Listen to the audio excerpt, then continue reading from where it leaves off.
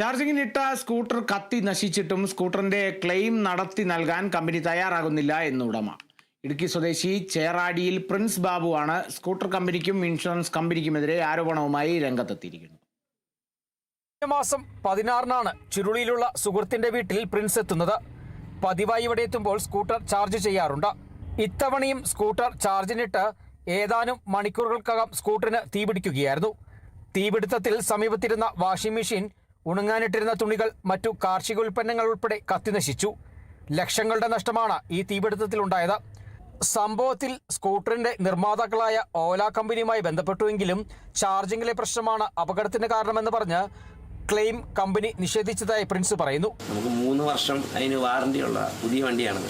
3 വർഷം വാറണ്ടിയുള്ള ആ വണ്ടിയുടെ ആ വാറണ്ടിയിൽ നമുക്കതൊന്നും ക്ലെയിം ചെയ്ത് തരാൻ പറ്റത്തില്ല എന്നാണ് ഓല കമ്പനി അവകാശപ്പെടുന്നത്. ഇപ്പോൾ ഇൻഷുറൻസ് കമ്പനിയായിട്ട് ബന്ധപ്പെട്ട് കഴിഞ്ഞപ്പോഴും അവർക്ക് നമ്മുടെ ഫുള്ള് ഡീറ്റെയിൽസ് കാര്യങ്ങളെല്ലാം അയച്ചു കൊടുത്തു. എന്നിട്ടും അവർ പറയുന്നത് നിങ്ങൾക്ക് ഇതിൻ്റെ ഫയറിൻ്റെ തീപിടുത്തമുണ്ടായതിനുള്ള സർട്ടിഫിക്കറ്റ് വേണം എന്ന് അവർ പറയുന്നു. പിന്നെ FIR വേണം, അത് വേണം, ഇത് വേണം. അപ്പോൾ എല്ലാ കാര്യങ്ങളും നമ്മൾ സബ്മിറ്റ് ചെയ്തിട്ടും ഇതിൻ്റെ ഒരു ക്ലെയിമിൻ്റെ ഒരു കാര്യത്തിനും അവർ ഒരു നടപടിയും സ്വീകരിക്കുന്നില്ല ഇതുവരെ. 3 വർഷത്തോളം വാറണ്ടിയുള്ള സ്കൂട്ടറാണ് കത്തിനശിച്ചത്. ഇൻഷുറൻസ് കമ്പനിയുമായി ബന്ധപ്പെട്ടപ്പോൾ അവർ ആവശ്യപ്പെട്ട ഡോക്യുമെന്റുകളെല്ലാം സമർപ്പിച്ചിട്ടും തുടർ നടപടികൾ ഒന്നും ഉണ്ടാകുന്നില്ല എന്നും പ്രിൻസ് ആരോപിക്കുന്നു.